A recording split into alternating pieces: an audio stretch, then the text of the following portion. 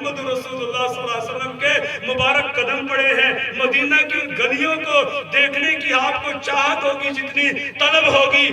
اتنا جلدی اللہ آپ کو وہاں پہنچائے گا جہاں جناب رسول اکرم صلی اللہ علیہ وسلم چلا کرتے تھے۔ ہمارے بزرگوں میں سے مولانا قاسم نانوتوی رحمہ اللہ رحمۃ واسعہ کا نام لیا جا رہا تھا نا، مدینہ سے 7 میل پہلے جوتے اتار دیا کرتے تھے، کہتے تھے کہ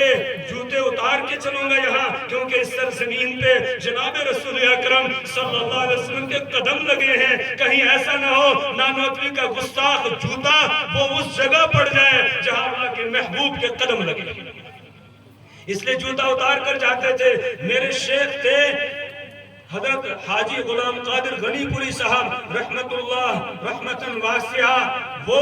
جب مدینہ منورہ میں جاتے تھے تو پہلے لوگ زیادہ ان کو جانتے پہچانتے نہیں تھے، تو وہاں وہ مدینہ کی جو گلیاں ہیں نا، ان گلیوں میں گتے بتے کچھ نیچے بچھا کر وہی بیٹھ جایا کرتے تھے۔ جب میں عمرے پہ جانے لگا، میں نے حضرت سے کہا کہ حضرت میں عمرے پہ جا رہا ہوں، فرمانے لگے مدینہ کی گلیوں میں ضرور بیٹھ کے آنا۔ کہا مدینہ کی گلیوں میں بیٹھنے کی بڑی فضیلت ہے، وہاں بیٹھ کے آنا، بیٹھنے دیتے نہیں ہے لیکن پھر بھی بیٹھنے کی کوشش کرنا۔ تو اللہ جس کو نصیب کرے ان گلیوں کو دیکھنا نصیب کرے، جناب رسول اکرم صلی اللہ علیہ وسلم کے روضہ اقدس کی زیارت اللہ نصیب کرے، ان جالیوں کے سامنے ہمیں پہنچائے جہاں ہم پہنچے اور جا کر صلاۃ و سلام پیش کرے۔ جناب رسول اکرم صلی اللہ علیہ وسلم خود سنیں گے وہاں پر درود شریف اور اس کا جواب دیں گے، خود سلام کو سنیں گے، وہاں پہنچیں گے۔